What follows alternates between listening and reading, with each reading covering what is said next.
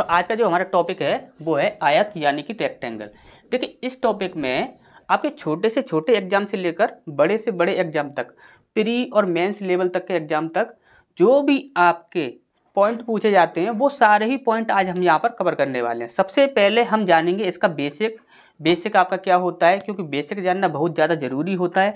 यदि किसी भी चीज़ का आप बेसिक नहीं जानते हो तो वहाँ पर उसे सीखने से कोई फ़ायदा नहीं है। यदि आप हाई लेवल तक की आप पढ़ाई कर रहे हो किसी भी टॉपिक की, यदि उसका बेसिक आपको नहीं पता तो आपका कोई फ़ायदा नहीं है। ठीक, तो सबसे पहले हम समझेंगे बेसिक, फिर उसके बाद फिर अच्छे जो भी आपके पॉइंट हैं, थोड़े हाई लेवल के पॉइंट हैं, उनको एक एक करके देखेंगे। ठीक, तो सबसे पहले बात करते हैं आयत या रेक्टेंगल में। सबसे पहला जो हमारा पॉइंट है बेसिक से, वो क्या है, आमने सामने की भुजाएं समान तथा समांतर होती हैं। देखिए ये सभी को पता है कि ये भुजाएं जो होती हैं, आमने सामने की भुजाएं, ये क्या होती हैं, आपकी समान होती हैं। ये होती है आपकी लंबाई, ये भी लंबाई, और ये आपकी चौड़ाई, और ये भी आपकी चौड़ाई। ठीक, अब यहाँ पर आमने सामने की भुजाएं समान तो होती हैं, साथ ही साथ वह समांतर भी होती हैं। क्या होती हैं? समांतर।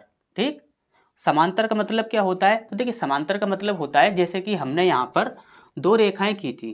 ठीक, दो रेखाएं खींची, यदि हमने यहाँ से नापा तो ये है आपकी 2 मीटर की लंबाई, यदि यहाँ से नापा फिर भी 2 मीटर, और यहाँ से नापा फिर भी 2 मीटर, यानी कहीं से भी नापें उन दोनों दूरियों को तो वहाँ पर हमेशा ही 2 मीटर आ रही है या फिर एक समान दूरी आनी चाहिए, तो वो होती है आपकी समांतर। ठीक, अब इसका नेक्स्ट पॉइंट है हमारा यहाँ पर, प्रत्येक अंत्यकोण का मान 90 डिग्री होता है। तो ये सभी को पता है कि आयत हो या आपका वर्ग हो, उसमें सदैव ही क्या होता है, प्रत्येक कोने का मान 90 डिग्री होता है। ठीक, इसके बाद नेक्स्ट है आपका, दोनों विकर्णों की लंबाइयाँ समान होती है। ये आपको याद रखना है कि दोनों जो आपके विकर्ण होंगे उनकी जो लंबाइयाँ होगी वो आपकी सदैव क्या होगी, समान रहेगी। ठीक, दोनों ही विकर्णों की लंबाइयाँ समान होती हैं। हम बोल देते हैं यहाँ पर D1 बराबर D2। ठीक, इसके बाद नेक्स्ट पॉइंट है हमारा, दोनों विकर्ण शीर्ष पर बने कोणों को बराबर दो भागों में नहीं बांटते। मोस्ट इंपोर्टेंट पॉइंट है, काफ़ी लोगों को यहाँ पर धोखा रहता है कि यदि एक आयत बनाया जाए तो उसका जो विकर्ण होगा वो कोने पर बने इस कोण को, इस शीर्ष पर बने कोण को समान दो भागों में बांट देगा। यानी कि 90 डिग्री है तो यहाँ पर आपका 45 हो जाएगा, यहाँ पर भी आपका 45 हो जाएगा। तो ऐसा आपका कभी भी नहीं होता। हमने आपको पढ़ाया था कि वर्ग में ऐसा होता है। क्या वर्ग होता है? वर्ग में हमेशा क्या होता है, यहाँ पर जो आपका एक विकर्ण डाला जाएगा तो ये आपका 45 में बांट देगा।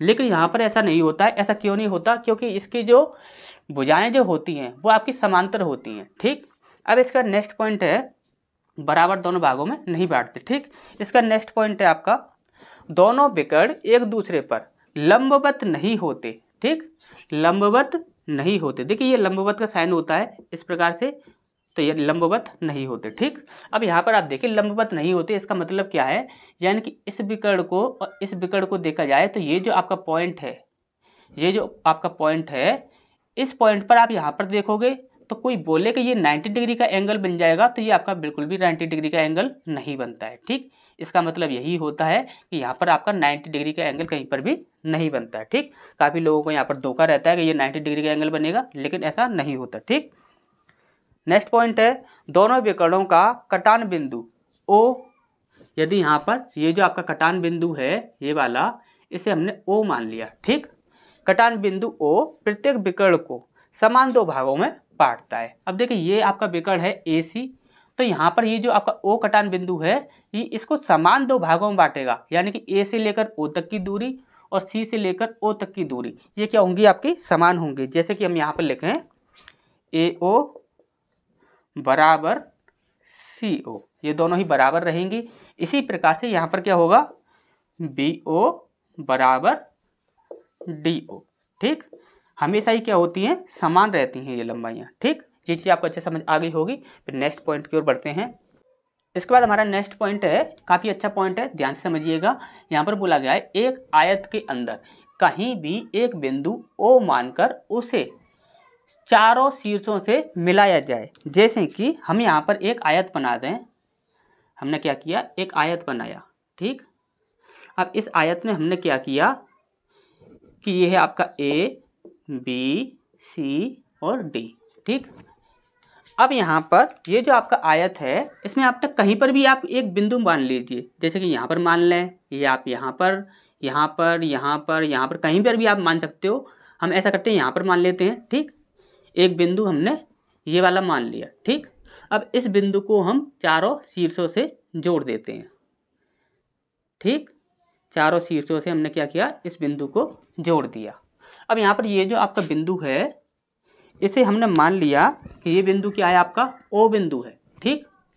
अब यहाँ पर हमेशा ही याद रखिएगा, ए से लेकर ओ तक की दूरी इसका स्क्वायर प्लस सी से लेकर ओ तक की दूरी का स्क्वायर, ये दोनों दूरियों का स्क्वायर जो होगा यानी वर्ग जो होगा वो बराबर होगा किसके, यहाँ से लेकर यहाँ तक की दूरी का स्क्वायर और यहाँ से लेकर यहाँ तक की दूरी के स्क्वायर के बराबर होगा। कैसे बराबर होगा, ध्यान से देख लीजिए। सबसे पहला पॉइंट है ये हमारा, यहाँ पर क्या है, हमने लिया यहाँ पर डी ओ का स्क्वायर किया प्लस यहाँ पर बी ओ, तो बी ओ का स्क्वायर कर दिया हमने, ठीक। अब ये बराबर होंगे किसके, ए ओ का स्क्वायर प्लस सी ओ का स्क्वायर। ये पॉइंट आपको हमेशा याद रखना है क्योंकि लंबाई पूछी जाती है, 3 की लंबाई दे दी जाएगी और यहाँ पर आपसे चौथे की पूछ ली जाएगी, जैसे कि इसकी लंबाई दे दी जाए, इसकी लंबाई दे दी जाए, इसकी लंबाई दे दी जाए और इसकी लंबाई आपसे पूछ ली जाए, तो वहाँ पर इस प्रकार से आपको करना है, ठीक। अब यहाँ पर आपका दूसरा पॉइंट है, अब यहाँ पर आप देख रहे हो ये जो आपका पूरा आपका आयत है, इस आयत में इस बिंदु के द्वारा जब चारों शीर्षों से हमने इसे मिलाया तो वहाँ पर 1 2 3 4 त्रिभुजों का यहाँ पर निर्माण हो रहा है, जिसके हम नाम दे दें, ये है आपका 1 2 3 और 4 त्रिभुज का निर्माण हो रहा है। अब यहाँ पर किसी भी 3 का देकर आपको एक से पूछ लिया जाता है, आपके एग्जाम में काफ़ी प्रश्न बने हैं इस प्रकार से, किन्हीं भी 3 त्रिभुजों का क्षेत्रफल आपसे दे दिया जाता है और एक का आपसे पूछ लिया जाता है, तब वहाँ पर आपको क्या करना है, तो आप हमेशा याद रखिए 1 का और 3 का, ध्यान से रखिए 1 का और 3 का जो क्षेत्रफल होता है इनका योग 2 के और 4 के योग के बराबर होता है। यानी कि आप ये समझ लीजिए आमने सामने के त्रिभुज जो होंगे उनके क्षेत्रफलों का योग आमने सामने के त्रिभुजों के क्षेत्रफल के योग के बराबर होता है। जैसे कि हम ले यहाँ पर त्रिभुज वन मान लेते हैं, त्रिभुज वन का क्षेत्रफल प्लस त्रिभुज 3 का क्षेत्रफल, त्रिभुज 3 का क्षेत्रफल, ये बराबर होगा किसके, त्रिभुज 2 का क्षेत्रफल, त्रिभुज 2 का क्षेत्रफल प्लस त्रिभुज 4 का क्षेत्रफल, त्रिभुज 4 का क्षेत्रफल, ठीक। ये चीज़ आपको अच्छे समझ आ गई होगी। त्रिभुज 1 का क्षेत्रफल और त्रिभुज 3 का क्षेत्रफल इन दोनों का योग करेंगे तो त्रिभुज 2 का क्षेत्रफल और त्रिभुज 4 का क्षेत्रफल इसके बराबर होगा, ठीक। इसका नेक्स्ट पॉइंट की ओर बढ़ते हैं। इसके बाद हमारा एक नेक्स्ट पॉइंट है, काफ़ी अच्छा पॉइंट है, जब आयत में 2 शीर्षों और एक भुजा पर कहीं भी एक बिंदु मानकर एक त्रिभुज का निर्माण किया जाए। जैसे कि यहाँ पर हमने क्या किया कि एक आयत माना,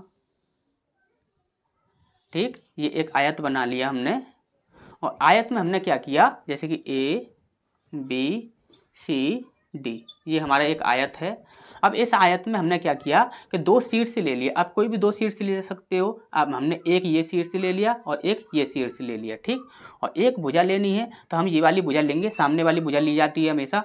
तो इसमें आप कहीं भी एक बिंदु मान लीजिए, जैसे कि हमने क्या किया कि यहाँ पर एक बिंदु मान लिया, ठीक, यहाँ पर एक बिंदु मान लिया। आप कहीं भी मान सकते हो, यहाँ पर मान सकते हो, यहाँ पर मान सकते हो, यहाँ पर मान सकते हो, कहीं भी मान सकते हो।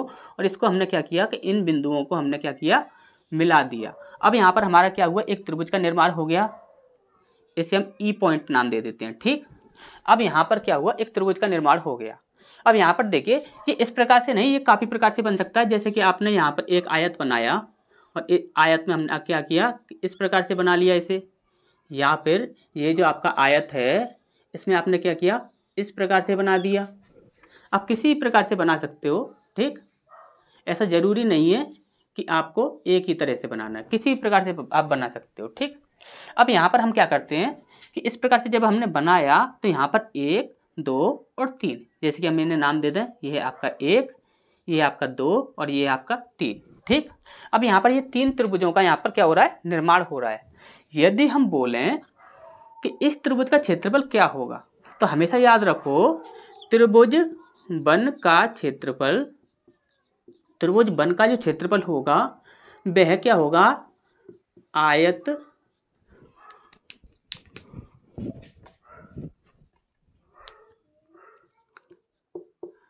आयत का क्षेत्रफल बट्टे 2। हमेशा ही एक त्रिभुज बन का क्षेत्रफल, त्रिभुज बन का जो क्षेत्रफल होगा वो हमेशा ही आयत के क्षेत्रफल का आधा होगा। ठीक, अब जैसे कि हम यहाँ पर माने कि जैसे कि आयत की जो लंबाई है इसे मान लिया हमने 6, इसे 6 मान लिया, और इसे हमने मान लिया, जैसे कि हमने मान लिया 2 मान लिया इसे, ठीक 2 मान लिया। तो यहाँ पर आयत का क्षेत्रफल क्या हो जाएगा, तो आपको अच्छे से पता है क्या होता है, आयत का क्षेत्रफल होता है आपका L इंटू बी होता है, ठीक, लंबाई इंटू चौड़ाई होता है। तो आयत का क्षेत्रफल क्या हो जाएगा, 6 गुणा 2 यानी कि 12 हो जाएगा। ठीक, अब यहाँ पर आप 2 लोगे तो त्रिभुज बन का क्षेत्रफल कितना हो जाएगा, त्रिभुज बन का क्षेत्रफल हम लेंगे आयत के क्षेत्रफल का आधा कर देंगे, तो क्या हो जाएगा, त्रिभुज का क्षेत्रफल निकल आएगा। ठीक, समझ आ गया। अब इसका हमें पता लग गया। ठीक, अब हमें पता करना है इसका और इसका। ठीक, तो यहाँ पर आप हमेशा ही एक बात याद रखिए, त्रिभुज 2 का क्षेत्रफल, ठीक, त्रिभुज 2 का क्षेत्रफल प्लस त्रिभुज 3 का क्षेत्रफल, 3 का क्षेत्रफल, इन दोनों त्रिभुजों के क्षेत्रफल का योग किया जाए तो आप बोल सकते हो, या आप बोलोगे आयत का क्षेत्रफल बट्टे 2, या तो आप बोल सकते हो कि आयत के क्षेत्रफल का आधा कर दो, या फिर आप बोल सकते हो कि त्रिभुज बन का क्षेत्रफल। ठीक, कैसे आप बोलोगे, यदि पूरे आयत के क्षेत्रफल का यदि आधा किया जाए तो इन दोनों क्षेत्रफलों के वो योग के बराबर बैठेगा, या फिर आप बोलोगे कि इन दोनों त्रिभुजों का जो योग होगा, क्षेत्रफलों का जो योग होगा वह इस त्रिभुज के क्षेत्रफल के योग के बराबर होगा। अब यहाँ पर आपसे ये भी पूछा जा सकता है कि त्रिभुज 2 का क्षेत्रफल क्या होगा, सिर्फ और सिर्फ त्रिभुज 2 का पूछ लिया जाए, या फिर सिर्फ से सिर्फ त्रिभुज 3 का पूछ लिया जाए। तो हम आगे आपको ये चीज़ बताने वाले हैं कि सबसे पहले देखिए 2 पॉइंट हम आपको बताने वाले हैं। सबसे पहला पॉइंट कि यहाँ पर एक तो यहाँ पर ये जो चीज़ हमने सीखी है, ये चीज़ हमने सीखी क्यों है, क्योंकि ये चीज़ ना एक दूसरे नियम से रिलेट करती है, वो नियम हमें पढ़ना है। ठीक, तो सबसे पहली चीज़ ये चीज़ आपको यदि नहीं आती होगी तो उस नियम को आप अच्छे से नहीं समझ पाओगे। और दूसरी चीज़ हमें वहाँ पर ये भी सीखना है कि यदि दूसरे त्रिभुज का क्षेत्रफल यदि अलग से पूछ लिया जाए, या तीसरे त्रिभुज का क्षेत्रफल अलग से पूछ लिया जाए, हमें ये तो पता है कि इन दोनों का योग जो होगा वो आयत के क्षेत्रफल का आधा होगा, लेकिन इनका यदि अलग अलग क्षेत्रफल पूछ लिया जाए तब हम क्या करेंगे। ठीक, तो नेक्स्ट की ओर बढ़ते हैं। इसके बाद हमारा नेक्स्ट पॉइंट है, काफ़ी अच्छा पॉइंट है, ध्यान से समझिएगा, इससे रिलेटेड आपके काफ़ी प्रश्न आपके एग्जाम में पूछे जाते हैं।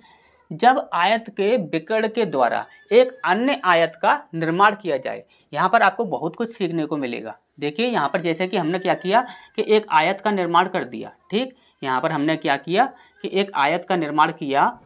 अब यहाँ पर देखिए ये जो आपका आयत है, हमने बोला ABCD, इस प्रकार से ये एक आपका आयत है। अब इस आयत में हमने क्या किया कि एक विकर्ण खींच दिया। क्या किया हमने, एक विकर्ण खींच दिया, जैसे कि यहाँ से हमने एक विकर्ण डाल दिया इस प्रकार से। ठीक, ये हमने एक विकर्ण डाला। ठीक, अब आप यहाँ पर ध्यान से समझिएगा, जब हमने यहाँ पर एक विकर्ण डाला तो विकर्ण को हमने क्या किया कि यहाँ से विकर्ण से ही हमने एक नए आयत का निर्माण किया। ठीक, हमने विकर्ण से ही क्या किया, एक नए आयत का निर्माण किया। ठीक, अब हमने मान लिया कि ये जो आपका पुराना वाला जो आपका आयत है, इसकी लंबाई जो हैं वो कितनी है आपकी 10 8 मान लेते हैं, जैसे कि हमने मान लिया 10 8 हैं। ठीक, तो यहाँ पर आप हमेशा याद रखेंगे कि जैसे कि आपका ये वाला जो आयत है, आपको ये बात निश्चित रूप से पता है कि ये जो आपका एक विकर्ण है, ये पूरे आयत के क्षेत्रफल को, जैसे कि आयत का क्षेत्रफल कितना हो जाएगा 10 8 80, तो 80 हो जाएगा, तो इसका भी क्षेत्रफल कितना होगा आपका 40 होगा, और इसका भी क्षेत्रफल क्या होगा 40 होगा। ठीक, ये बात आपको अच्छे से पता है। अब यहाँ पर आपको ध्यान से बात समझनी है। हमने आपको क्या बताया था, एक यहाँ पर यदि हम एक आयत ले लें और आयत में यदि कहीं पर भी कहीं पर भी इस प्रकार से एक त्रिभुज बना दिया तो यहाँ पर इसका क्षेत्रफल क्या होगा, पूरे आयत के क्षेत्रफल का आधा होगा, और यहाँ पर इसका और इसका जो क्षेत्रफल होगा, इन दोनों के क्षेत्रफल का योग जो होगा वो पूरे आयत के क्षेत्रफल का आधा होगा। ठीक, आपको ये चीज़ पता है। अब आप यहाँ से ध्यान से समझिएगा, 8 धारे 80 होता है, 80 होता है तो इसका क्षेत्रफल यदि 40 है तो इसका क्षेत्रफल भी आपका 40 होगा, कन्फर्म है। ठीक, अब यदि इसका क्षेत्रफल 40 है तो इसका और इसका क्षेत्रफल क्या होगा, मिक्स करके 40 होगा। इसको हम मान लें जैसे कि बी, इसे मान लेते हैं हम यहाँ पर EF मान लेते हैं। ठीक, इसे हमने मान लिया EF मान लिया। ठीक, अब आप यहाँ पर क्या कहोगे कि इसका और इसका, इन दोनों का यदि हम योग करें तो उसका कितना होगा, क्षेत्रफल 40 होगा। ठीक, अब सबसे पहली चीज़ तो आप ये चीज़ समझ गए। अब यहाँ पर आप ध्यान से समझिएगा, अब यहाँ पर यदि इसका और इसका क्षेत्रफल का योग 40 है और इसका क्षेत्रफल का योग 40 है तो पूरे आयत का क्षेत्रफल कितना हुआ आपका, 80 हुआ, टोटल आपका 80 हुआ। ठीक, अब इसका भी आपका 80 है और इसका भी आपका 80 है, यानी कि यहाँ पर हम कह सकते हैं कि दोनों ही ये जो आयत हैं वो क्या हैं, आपके समान है। ठीक, अब यहाँ पर आप देखोगे तो इसकी भुजा की, देखिए इस भुजा की लंबाई क्या है आपकी, 8 है, तो इसकी भी आपकी क्या होगी, 8 होगी। इसकी 10 है तो इसकी भी क्या होगी, आपकी 10 होगी। ठीक, यहाँ पर ये आपकी 10 है। अब यहाँ पर आप ध्यान से समझिए, यदि यहाँ पर इस कोण की बात की जाए, यदि हम इस कोण को x डिग्री मान लें तो ये वाला जो एंगल होगा ये क्या होगा आपका, 90 माइनस एक्स डिग्री। ठीक, 90 माइनस एक्स डिग्री। ठीक, ध्यान से समझ आ गया होगा। यदि ये कोण जो है ये आपका x डिग्री है तो ये हो जाएगा आपका 90 माइनस एक्स डिग्री। यदि यहाँ पर ये कोण जो है इसे हम x डिग्री मान लें तो यहाँ पर ये वाला जो कोण होगा ये होगा आपका 90 माइनस एक्स डिग्री। ठीक, 90 माइनस एक्स डिग्री। ठीक, अब यहाँ पर आप देख रहे हो इस वाले त्रिभुज में और इस वाले त्रिभुज में ये कोण x डिग्री ये आपका समान है। इस कोण को देख रहे हो तो ये कोण भी आपका समान है। तो यहाँ पर हम क्या कह सकते हैं, तो यहाँ पर हम कह सकते हैं त्रिभुज BEC, त्रिभुज BEC, और यहाँ पर हम क्या कहेंगे, त्रिभुज DFC, इस प्रकार से ले लेते हैं DFC। ये क्या होंगे, आपके समरूप त्रिभुज होंगे। क्या होंगे, समरूप त्रिभुज होंगे। अब आपको अच्छे से ये बात समझ आ गई होगी, त्रिभुज BEC और त्रिभुज DFC ये दोनों क्या होंगे, आपस में 100% समरूप होंगे। ठीक, अब ये बात आपको अच्छे से समझ आ गई है तो आप ध्यान से समझिए, जब हम समरूप त्रिभुज का क्षेत्रफल निकालते हैं तो हम क्या करते हैं, समरूप भुजाओं को ही ले लेते हैं। तो वहाँ पर क्या करते हैं, उन भुजाओं का यदि हम स्क्वायर करते हैं तो वहाँ पर उसका क्षेत्रफल निकल आता है। जैसे कि हम इस त्रिभुज की बात करें और इस त्रिभुज की बात करें, यदि इनका अलग अलग हमें क्षेत्रफल निकालना है तो यहाँ पर देखते हैं कि x डिग्री के सामने वाली भुजा और ये x डिग्री के सामने वाली भुजा। अब यहाँ पर आप देख रहे हो x डिग्री के सामने वाली भुजा क्या है, BE, तो यहाँ पर हम ले लेते हैं BE बट्टे। अब यहाँ पर इसमें बात करें तो x के सामने वाली भुजा कौन सी है, CF, यहाँ पर ले लेते हैं हम CF। दोनों ही भुजाएं हमने ले ली समान। ठीक, अब इसके बाद हम यहाँ पर देखेंगे, देखिए यदि इसका और इसका यदि यहाँ पर देखा जाए तो क्या किसका रेशियो है, 10:8 का, और इसी प्रकार से इसका और इसका देखा जाए तो इसका भी होगा आपका 10:8 का। किसका, 10:8 का। तो यहाँ पर क्या हो जाएगा आपका 10:8। ठीक, अब यहाँ पर यदि हम इसके रेशियो की बात करें तो क्या हो जाएगा, 2 चौक 8 और 2 पंजे 10।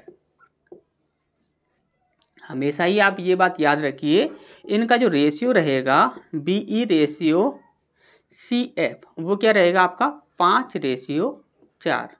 अब ये रेशियो यदि आपको पता लग गया है तो आप ध्यान से समझिए, यदि हमसे पूछा जाए कि सिर्फ और सिर्फ इस वाले त्रिभुज का हमें क्षेत्रफल निकालना है, किसका, सिर्फ इस वाले त्रिभुज का हमें क्षेत्रफल निकालना है, तो अब हम क्या करेंगे, जैसे कि पूरे आयत का क्षेत्रफल की बात की जाए तो कितना है, 10×80, और इसकी बात की जाए तो ये कितना है आपका 40, और ये आपका 40 है, तो इन दोनों का योग करेंगे तो वो कितना निकलेगा आपका 40 निकलेगा। ठीक, अब यहाँ पर देखिए 5 और 4 कितना हो जाएगा 9, यानी कि 9x की वैल्यू कितनी है हमारी 40, x की वैल्यू कितनी है हमारी 40/9। अब हमें किसका क्षेत्रफल निकालना है, सिर्फ इसका क्षेत्रफल निकालना है। यदि इसका क्षेत्रफल निकालना है तो इसका रेशियो कितना है आपका 5 है, तो हम यहाँ पर क्या करेंगे 5 से इंटू कर देंगे और आपका जो क्षेत्रफल होगा वो आपको मिल जाएगा। आप किसी का भी क्षेत्रफल निकाल सकते हो। इसका पूछ रहा है तो इसके रेशियो से इंटू कर दीजिए, यदि इसका पूछ रहा है तो आप इसके रेशियो से इंटू कर दीजिए। आप अलग अलग किसी भी त्रिभुज का क्षेत्रफल निकाल सकते हैं। इसका तो आप अलग से निकाल ही सकते हैं क्योंकि आधे आधे हो जाते हैं। यदि यहाँ की बात की जाए तो ये पूरे आयत के क्षेत्रफल का आधा होगा। ठीक, तो ये तो आपका ईजी है, इनका आपको अलग से रेशियो निकाल कर तब निकालना होगा। ठीक, तो ये चीज़ आपको अच्छे समझ आ गई होगी। फिर नेक्स्ट पॉइंट की ओर बढ़ते हैं। इसके बाद हमारा नेक्स्ट पॉइंट है, ध्यान से समझिएगा। यहाँ पर बोला गया है जब आयत की एक लंबाई और एक चौड़ाई के मध्य बिंदु और एक शीर्ष को मिलाकर एक त्रिभुज का निर्माण किया जाए। देखिए यहाँ पर जो बोला जा रहा है वो इस प्रकार से बोला जा रहा है जैसे कि यहाँ पर हमने क्या किया कि ये एक आयत का निर्माण किया। ठीक, हमने एक आयत का निर्माण किया। अब इस आयत में जैसे कि ए बी सी डी ये हमारा एक आयत है। अब यहाँ पर क्या किया गया है कि एक लंबाई और एक चौड़ाई के मध्य बिंदु, यहाँ पर हमने क्या बोला कि ये आपकी एक लंबाई है, इसका मध्य बिंदु ये है। ठीक, और ये इस चौड़ाई का मध्य बिंदु है। ठीक, अब इसके बाद हमने क्या किया कि एक शीर्ष ले लिया ये वाला। अब इस शीर्ष को इससे मिलाया, इस शीर्ष को हमने इससे मिलाया और इस शीर्ष को हमने इससे मिलाया। इस प्रकार से हमने मिला दिया तो यहाँ पर एक त्रिभुज का निर्माण हुआ। ठीक, अब यहाँ पर ए बी सी डी और यहाँ पर बोल देते हैं ई और एफ। ठीक, ये ई और एफ पॉइंट है। ठीक, अब यहाँ पर हमसे क्या किया जाएगा, जैसे कि यहाँ पर एक ये जो आपका आयत है इसकी हम बोलें कि लंबाई है आपकी 10 और चौड़ाई है आपकी, जैसे कि हमने मान लिया 4 मान लिया। ठीक, लंबाई है 10 और चौड़ाई है 4। ठीक, अब यहाँ पर क्या किया जाएगा, इसका क्षेत्रफल पूछ लिया जाएगा हमसे। क्या, इसका क्षेत्रफल पूछ लिया जाएगा। ठीक, तो यहाँ पर देखिए ध्यान से समझिएगा, यहाँ पर हम क्या करने वाले हैं वो चीज़ आप ध्यान से समझिए। सबसे पहले ये आपकी लंबाई 10 है तो यहाँ पर आप देखोगे तो ये भी पूरी लंबाई आपकी 10 होगी और ये आपका यदि मध्य बिंदु है तो यहाँ पर ये आपका 5 होगा और ये भी आपका 5 होगा। क्लियर है इतनी सी बात। अब आप यहाँ पर ध्यान से देखिए, यदि ये आपकी पूरी जो चौड़ाई है ये आपकी 4 है तो यहाँ पर ये भी पूरी चौड़ाई 4 है। अगर ये आपका यदि मध्य बिंदु है तो यहाँ पर ये आपकी कितनी होगी 2 और ये भी आपकी 2 होगी। ठीक, इतनी सी बात आपको अच्छे से समझ आ गई होगी। अब यहाँ पर आप ध्यान से समझिए, यदि हम यहाँ पर त्रिभुज डी सी एफ, त्रिभुज डी सी एफ, इस त्रिभुज के यदि हम क्षेत्रफल की बात करें तो वो क्षेत्रफल क्या होगा, तो आपको अच्छे से पता है। यहाँ पर क्या बनेगा आपका 90 डिग्री का एंगल बनेगा। जब 90 डिग्री का एंगल है तो ये क्या है, एक समकोण त्रिभुज है। समकोण त्रिभुज का क्षेत्रफल क्या होता है 1/2 इंटू एल इंटू बी। ठीक, अब यहाँ पर आप देखोगे तो ये क्या है, लंबाई 10 है और चौड़ाई 2 है, यानी कि हम बोल देंगे यहाँ पर लंबाई 10 है और चौड़ाई कितनी है आपकी 2 है। तो 2 से 2 कैंसिल हो जाएगा, यहाँ पर कितना बचा आपका 10 सेंटीमीटर। ठीक, सॉरी 10 सेंटीमीटर स्क्वायर। ठीक, अब इसके बाद हम त्रिभुज डी ए ई इसकी बात कर लेते हैं। त्रिभुज डी ए ई, ठीक, इस वाले त्रिभुज की बात कर रहे हैं हम, इस वाले त्रिभुज की डी ए ई। ठीक, अब यहाँ पर आप देखोगे तो 1/2 इंटू लंबाई कितनी है आपकी 4 है और चौड़ाई कितनी है आपकी 5 है, तो 2 दूनी 4 और 5 दूनी 10 सेंटीमीटर। ठीक, 10 सेंटीमीटर स्क्वायर। अब इसी प्रकार से इस त्रिभुज की बात करें, इस त्रिभुज की बात करें, त्रिभुज F B E, F B और ई, एफ बी ई, इस वाले त्रिभुज की बात कर रहे हैं हम। ठीक, तो इसकी लंबाई कितनी होगी, लंबाई है इसकी 5 और चौड़ाई कितनी है आपकी 2। 2 से 2 कैंसिल हो जाएगा, यहाँ पर कितना बचेगा आपका 5 सेंटीमीटर स्क्वायर।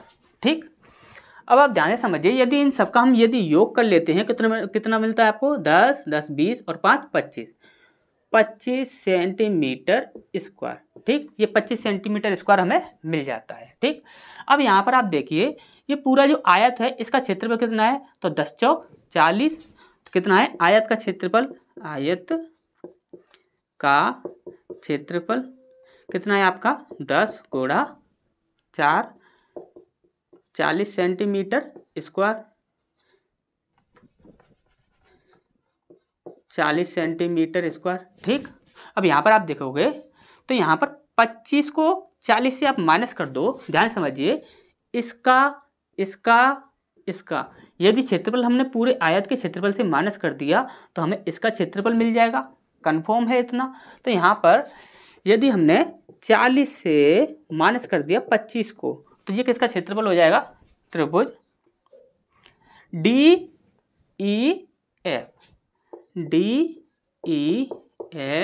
का क्षेत्रफल। ठीक, अब यहाँ पर हम जब 40 में से 25 को माइनस कर देते हैं तो हमारा कितना बचता है? यहाँ पर 5 और यहाँ पर 1। ठीक, 15 सेंटीमीटर स्क्वायर।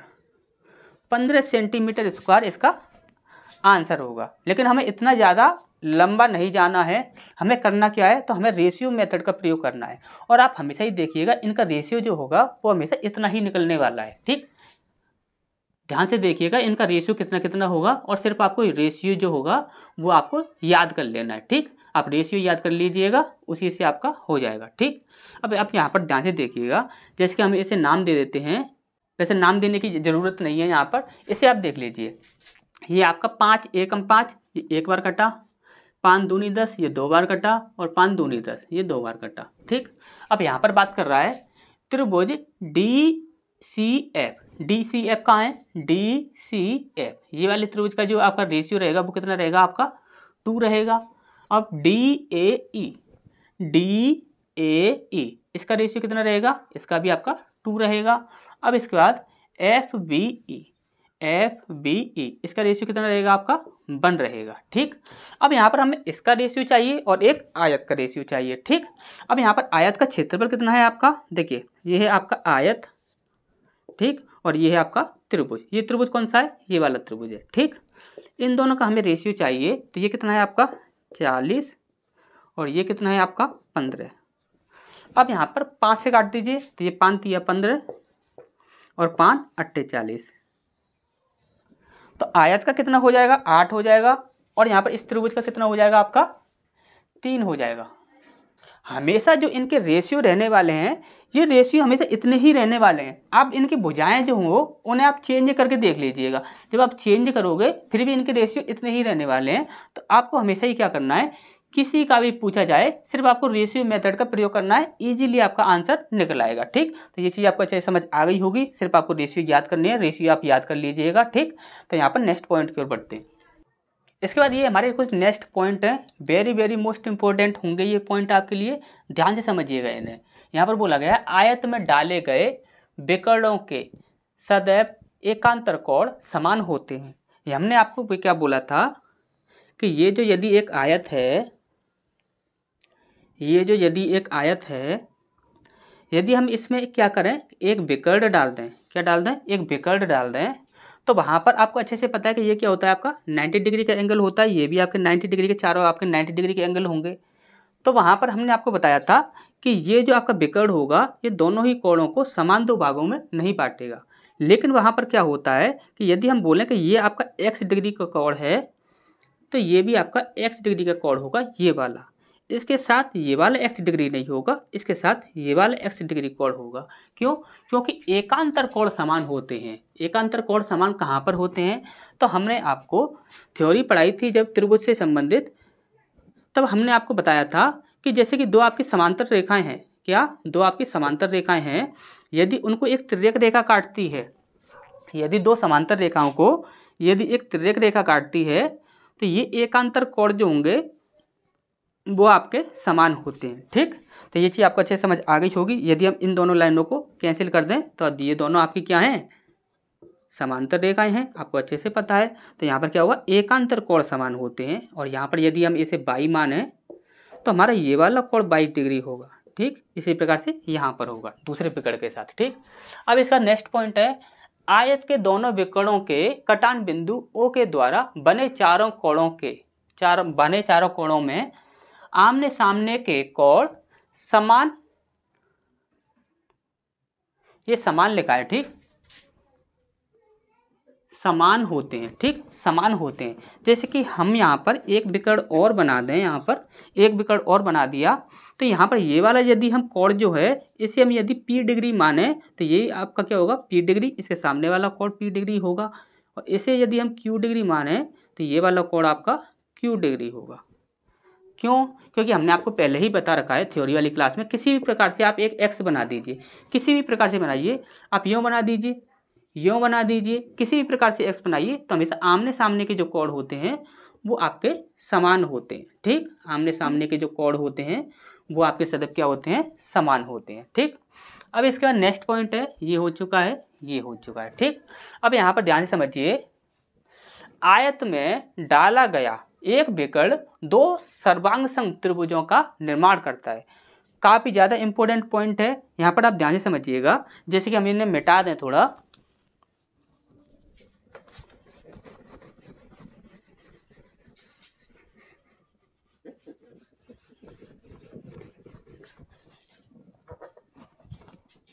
देखिए ध्यान से, यहाँ पर हमने क्या बोला कि यहाँ पर हमारा एक आयत है, क्या है, यहाँ पर एक आयत है, ठीक, A B C D, ये हमारा एक आयत है। आयत में डाला गया एक बिकड़ दो सर्वांग सम त्रिभुजों का निर्माण करता है। यदि हम यहाँ से एक बिकड़ डाल दें इस प्रकार से, ठीक। अब आप यहाँ पर देखिए, एक तो आपका ये त्रिभुज बना और एक आपका ये त्रिभुज बना, ठीक। अब यहाँ पर आप देखिए, लंबाई जो है वो लंबाई के बराबर होगी, ठीक, चौड़ाई जो होगी वो चौड़ाई के बराबर होगी। क्लियर है इतनी सी बात। और यहाँ पर ये जो आपका बिकड़ है, बिकड़ क्या है, इस त्रिभुज में देखा जाए तो ये आपका एक कर्ण माना जाएगा, ठीक, क्योंकि 90 डिग्री का एंगल बना है और 90 डिग्री के सामने वाली भुजा हमेशा कर्ण होती है। इसी प्रकार से यहाँ पर एक 90 डिग्री का एंगल है, तो 90 डिग्री के सामने वाली भुजा क्या होती है, कर्ण होती है। और कर्ण क्या है, ये कॉमन है। तो हमेशा ही त्रिभुज हम बोलेंगे त्रिभुज ADC, ADC और त्रिभुज ABC, त्रिभुज ABC, BC, और ये दोनों क्या होंगे, हमेशा सर्वांग सम होंगे। क्यों होंगे? क्यों इन दोनों की भुजाएं हैं उनमें कौन सा नेम लग रहा है, साइड साइड साइड, यानी भुजा भुजा भुजा। यदि किसी भी दो त्रिभुजों की यदि तीनों ही भुजाएं यदि समान होती हैं तो वह दोनों त्रिभुज क्या कहलाते हैं, आपके सर्वांग सम कहलाते हैं। और यदि वो सर्वांग सम है तो क्या होगा, उसकी लंबाइयाँ जो होंगी, उनकी लंबाइयाँ जो होंगी उनका मान समान होगा। लंबाइयाँ जो होंगी, जैसे कि आपकी ये भुजाएं जो हैं, इन भुजाओं का जो मान होगा वो समान होगा। यदि बोलें कि ये आपकी 4 मीटर है तो ये भी आपकी 4 मीटर होगी, ये आपका 5 मीटर है तो ये भी आपका 5 मीटर होगा। इसी प्रकार से सारी भुजाओं की लंबाई क्या होगी, समान होगी। दूसरी चीज़, इन दोनों का क्या होगा, परिमाप भी समान होगा। इन दोनों का बिकड़ नहीं बोलेंगे, तो इन दोनों का यहाँ पर क्षेत्रफल जो होगा वो आपका समान होगा। यानी कि सब कुछ समान होता है, यानी कि दोनों ही जो अगर त्रिभुज होंगे उनका सब कुछ समान होता है, ठीक। तो ये चीज़ आपको समझ आ गई होगी। इसके बाद नेक्स्ट पॉइंट है, दोनों बिकड़ों के कटान बिंदु के द्वारा माध्यिका का निर्माण होता है। काफ़ी अच्छा पॉइंट है, ध्यान से समझिएगा इसे। देखिए यहाँ पर एक बिकड़ हमारा ये है और एक बिकड़ हमारा ये है, ठीक, यहाँ से समझ में आ रहा होगा। एक बिकड़ आपका ये है और एक बिकड़ आपका ये है। अब यहाँ पर हमने क्या किया, एक कटान बिंदु ये जो है इसे हमने O मान लिया। हमने क्या बोला कि ये वाली भुजा जो है ये आपस में क्या होती हैं, समान होती हैं, ठीक, यही हमने आपको पहले बताया था। अब यहाँ पर आप ध्यान से समझिएगा, यदि ये सारी भुजाएं आपकी समान हैं तो यदि इस बिकड़ को देखा जाए, इस बिकड़ को देखा जाए तो यहाँ से यहाँ तक ये जो आपकी भुजा है DO, ये क्या कहलाएगी, एक माध्यिका कहलाएगी। क्या कहलाएगी, माध्यिका कहलाएगी। और यहाँ से लेकर यहाँ तक बोला जाए तो ये भी एक माध्यिका बनेगी, यहाँ से लेकर यहाँ तक बोला जाए तो ये भी माध्यिका, और यहाँ से यहाँ तक बोला जाए तो ये भी एक माध्यिका कहलाएगी। और हमने आपको त्रिभुज वाले टॉपिक में क्या पढ़ाया था, यदि आपका एक त्रिभुज है और उसमें यदि हमने एक माध्यिका खींची थी, यदि उसमें एक माध्यिका खींच दी तो ये दोनों त्रिभुज जो होंगे वो आपके बिल्कुल समान होंगे, बिल्कुल समान होंगे। यदि ये पूरी लंबाई आपकी 4 है तो ये आपकी दो बराबर भागों में बांटेगी। और यहाँ पर आप देखोगे तो इसका जो क्षेत्रफल होगा इस वाले त्रिभुज के क्षेत्रफल के समान होगा। यानी कि हम यह कह सकते हैं इसका जो क्षेत्रफल है वो इसके क्षेत्रफल के समान होगा, क्योंकि यहाँ पर इस त्रिभुज में ये एक माध्यिका है, तो इन दोनों का क्षेत्रफल क्या होगा, समान होगा। यदि देखिए, यदि ये पूरा आयत है, देखिए ध्यान से समझिएगा, यदि ये पूरा आयत है और आयत को हमने बोल दिया इस लंबाई है 10 और चौड़ाई है आपकी 8, तो 10 अट्टे क्या हो गया, 80 हो गया। ठीक, 80 हो गया। तो आपने बोला इस पूरे का क्या होगा 40 और इस पूरे का क्या होगा 40। ठीक, क्योंकि सारे का 80 है, बेकड़ के द्वारा 40-40 दो भागों में बांट दिया गया।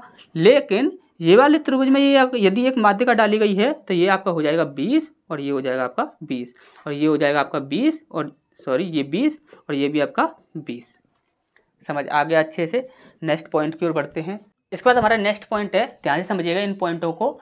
जब आयत की प्रत्येक भुजा के मध्य बिंदुओं को मिलाकर एक चतुर्भुज का निर्माण किया जाए। ठीक, तो सबसे पहला पॉइंट है हमारा, ये हमने क्या किया, एक आयत बनाया।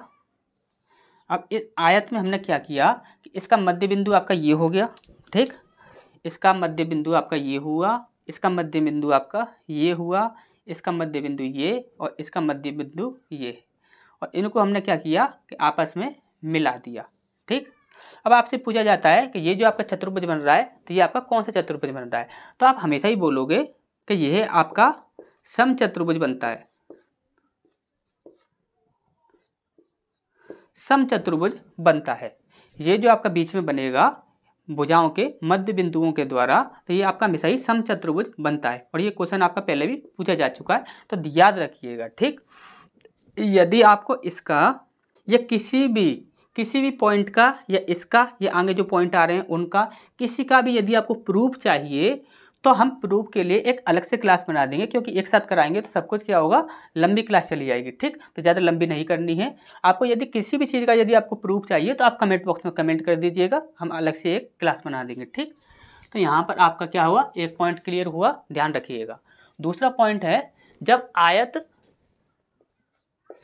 आयत के प्रत्येक शीर्ष के कोण द्विभाजकों द्वारा चतुर्भुज का निर्माण किया जाए। जैसे कि हमने क्या किया, यहाँ पर एक आयत का निर्माण किया। ठीक, आयत का निर्माण किया और आयत में हमने क्या किया, देखिए कोण द्विभाजकों की बात कर रहा है, कोण द्विभाजक। और कोण द्विभाजक का मतलब होता है, जैसे कि आपका ये एक कोण है, इस कोण को यदि हमने यहाँ से इस प्रकार से काटा तो ये जो आपकी रेखा है, यदि ये इस कोण को, ये मान के चलिए ये आपका 90 डिग्री का एंगल है। ठीक, तो ये 90 डिग्री के एंगल को यदि ये रेखा 45 और 45 दो समान भागों में बांट रही है तो यही क्या कहलाता है, आपका कोण द्विभाजक। ठीक, अब यहाँ पर हमने क्या किया, कोण द्विभाजक की बात कर रहा है। ठीक, तो देखिए ये आपका कोण द्विभाजक है। ठीक, और इसी प्रकार से ये आपका एक कोण द्विभाजक है। ठीक, ये आपका एक कोण द्विभाजक, ये दूसरा, ये तीसरा और ये चौथा, ये चार कोण द्विभाजकों के द्वारा यहाँ पर एक चतुर्भुज का निर्माण किया जा रहा है। तो आप हमेशा याद रखिए, ये भी क्वेश्चन आपसे पूछा जा चुका है कि ये वाला जो आपका चतुर्भुज होगा ये कौन सा होगा, तो ये सदैव ही आपका वर्ग होता है। क्या होता है, वर्ग होता है, स्क्वायर होता है। ठीक, इसका नेक्स्ट पॉइंट है, जब आयत में एक बेकड़ और दोनों लंबाइयों के मध्य बिंदुओं को शीर्ष से मिलाया जाए। ध्यान से समझिएगा, जब आयत में एक बेकड़ और दोनों लंबाइयों के मध्य बिंदु, जैसे कि यहाँ पर हमने क्या किया कि एक आयत बनाया और इस आयत में हमने क्या किया, एक बेकड़ खींच दिया। ठीक, बेकड़ खींच दिया, इसे हम नाम दे देते हैं ABCD नाम दे दिया। अब यहाँ पर इस भुजा का जो मध्य बिंदु है, हमने बोला इस भुजा का मध्य बिंदु है, इसे हमने इस शीर्ष से मिला दिया। ठीक, और ये वाली जो भुजा है इसका मध्य बिंदु ये है और इसे हमने इस शीर्ष से मिला दिया। ठीक, अब यहाँ पर क्या बना, ये DE और इसे F बोल देते हैं। ठीक, ये पॉइंट आपका E है और ये आपका F है। तो आप हमेशा ही याद रखिए, ये लंबाई और ये लंबाई, ये तीनों ही लंबाइयाँ जो होती हैं वो आपकी समान होती हैं। हम क्या बोलेंगे, DE बराबर EF बराबर FB। ठीक, तीनों ही जो लंबाइयाँ होती हैं वो क्या होती हैं, आपकी समान होती हैं।